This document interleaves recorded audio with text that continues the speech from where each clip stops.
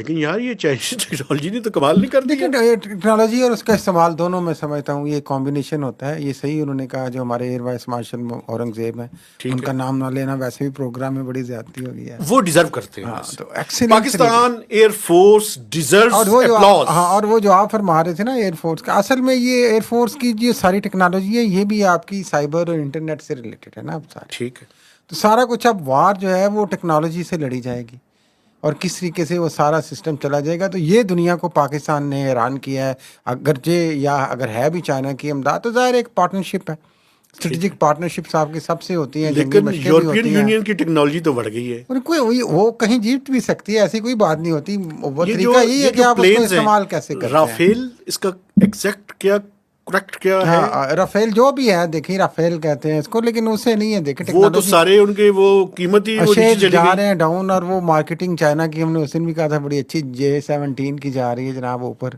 बिल्कुल। तो वो अच्छा हो जाएगा, लेकिन ये चलता रहता है, कहीं पे वो भी कामयाब हो सकते हैं किसी और जगह पे। It depends on their usage.